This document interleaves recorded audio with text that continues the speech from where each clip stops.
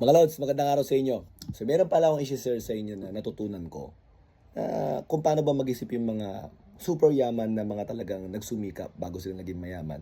And also, paano mag-isip yung mga ordinaryong tao. Pag-usapan natin yung about sa mana.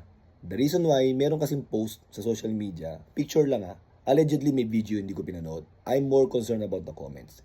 Pinag-share noon kaibigan ko, and then nag-comment ako, and then nabasa ko yung mga ibang comments. So yung mga comments na yun, ganun din yung paniniwala ko dati. Ano nga ba yun?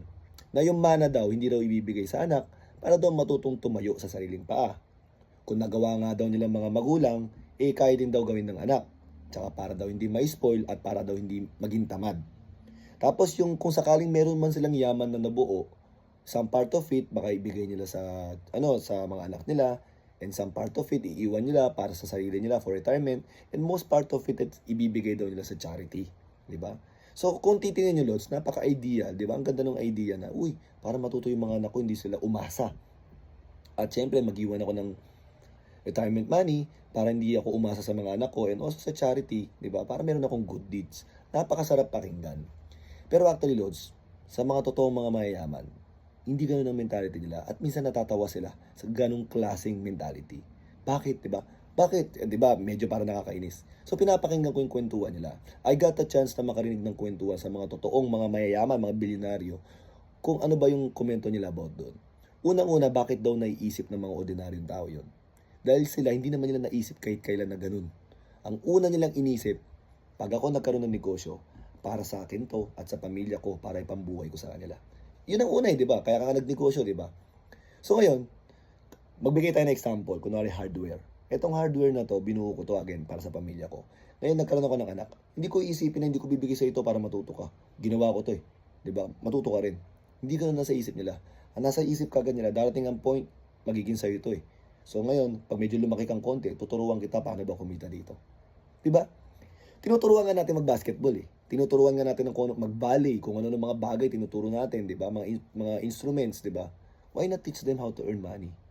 Na ikaw mismo first ang natutunan mo. Ikaw mismo yung teacher kasi na-experience mo para magpatakbo ng negosyo. It is not a hard labor. Siyempre, magbigay ka rin ng oras para sa paglalaro nila, sa pag-aaral nila, and also, some part of their time, turuan mo sila paano maghanap buhay. Bigyan mo ng compensation. Kasi manpower mo na rin yun, nakadugo mo.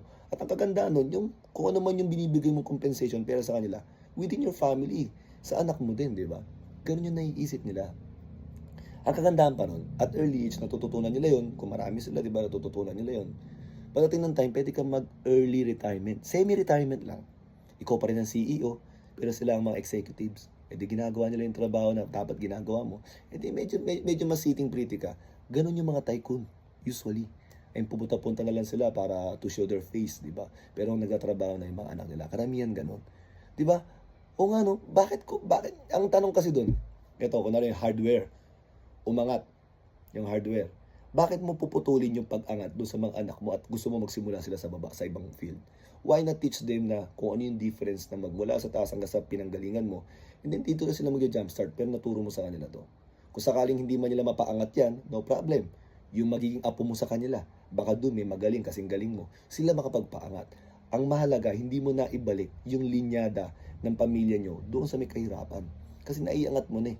At naturo mo naman sa kanila to eh. Dahil nung bata pa lang sila, tinuturo na nila. And ganoon din ang gagawin ng mga anak mo sa mga apo mo, sa mga anak nila. Kung ano yung natutunan nila sa'yo, di ba? Ipapaalala mo, tinuruan ko kayo, ganito, hindi ko kayo in-spoil, di ba? Kasi di ba may iba-ibang method ng pagtuturo? Pwedeng hayaan mo at pwedeng i-guide mo din. There are times na mas effective yung pag-guide at mas beneficial. Ganun yung nasa isip nila. Doon ako parang napaisip na, teka lang, oo nga no. Ba't ganun yung nasa isip? Ba't puputulin ko? Diba kung meron man akong nagawa ng maganda at pwedeng makapagpatuloy para hindi na bumalik sa kahirapan yung pamilya ko. Okay, at yung mga susunod na sa akin lahi ko. 'Di ba? Biblical 'yun actually, biblical 'yun. 'Di ba? Ang mabuting ng tao nga daw nagpapamana para sa anak ng kanyang anak, 'di ba? Biblical din 'yun. It may be tangible and intangible, pero biblical pa rin, 'di ba? So, oo nga no, 'di ba? Ngayon, Lods, meron akong bibigay sa inyo example para medyo kilitin yung isip niyo baka kasi nakakasar kayo. Sa politika, pero hindi to politika lang. Yung pwesto nga sa politika sa gobyerno, ipinapamana eh. O, ikaw naman tumakbo na. Di ba? Bakit? Nakita ba doon? But anyways, di ba? Guess yung ibig ko sabihin, di ba? Ipinapamana nga yun eh. Why not yung hard-earned money? Why not yung hard-earned empire, hard-earned business na nabuo mo, hindi mo ipapamana sa mga anak mo. At ang plano mo, ibigay doon sa charity para may good deeds ka, pero hindi ka naman sigurado kung anong gagawin nila ron. Di ba? May corruption nga din daw doon, allegedly. Bakit hindi na lang ikaw ang direktang tumulong para transparent yung pagtulong, di ba? Eh, pagdating doon, sila pa yung credit, samantalang ikaw ang gumawa nun, di ba? At ang tanong, ba't mo unang tutulungan yung ibang tao? Why not yung lineage nyo muna? Pero siyempre, tuturuan mo rin yung mga anak mo na, uy, ayusin nyo tong business para to open up more jobs sa mga tao at kung may sobra, pwede kayong tumulong. Di ba mas maganda yun? Oo nga, no? Sabi ko, grabe. Iba talaga sila mag-isip, kaya sila nandun. And then, that's the reason why sinishare ko sa inyo to. Bakit? Siguro, magandang learnings din if tatanggapin nyo. Kung hindi nyo tatanggapin, again, walang tama't mali dito. Pero I'm just telling you kung ano yung nasa isipan nila. Why are we wasting our time na mag-isip na, uy, hindi ko ipapamana to kasi para matuto sila ganito, ganyan, ganyan. Don't waste your time sa ganun daw. Doon ka na kagad direkta, turuan mo na to. Bakit ko isipin na sila rin naman sa kanila rin naman mapupunta to. Ngayon, Lods, eto ngayon. May another scenario. Hindi, sinabi ko lang naman yan para matuto sila, pero sa kanila rin naman mapupunta to.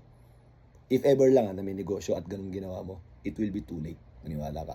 Usually, baka mamaya may mga grinds ng iba yun na sinisimulan. Dahil sabi mo mga, magsimula sila, di ba? Ganyan, nagsimula sila sa baba. Bigla nilang iiwanan yun para pag-aralan ulit, magbula sa baba kung ano man yung naipundar mo.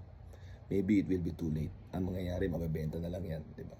Ngayon, ito yan, Lods, ito yan. Actually, yung mga nasa taas na yan, hindi naman nila ganun tinuturo yan. At ayaw din lang ganun pag-usapan yan pag may ibang tao. Nagkataon lang na nandun ako, siguro akala nila hindi ako Pinoy, di ba? So, nung napapag-usapan yun, kung may aangat na negosyo, di sila threatened dun. Darating ang time, babagsak din yun. Bakit? Ipapamana naman sa iba yan eh. Ayaw nga turo sa mga anak eh. Kasi gusto nila matuturo yung mga anak nila. Gets nyo? Ngayon, another example, look at the Villar family. Hindi to political ah. Yung mga anak nila, di ba, nasa pwesto na kagad sa mga negosyo nila, about sa negosyo nila, di ba? The Henry C. family, di ba? Tingnan nyo. Oo nga, no? Kung may isip mo, ba't sila ganun? Ba't tayo kung ano mga pinag-iisip natin, sasayang natin oras sa mag-isip? Well, again, kanya-kanyang opinion yan. Pero pinakita ko lang sa inyo kung ano yung narinig at natutunan ko. And hopefully makatulong sa inyo. Pero I will admit, ako na bago talaga yung mentality ko. Oo nga, no? Ang galing nila. But anyways, mga lods, sana meron kayo natutunan dito. Thank you.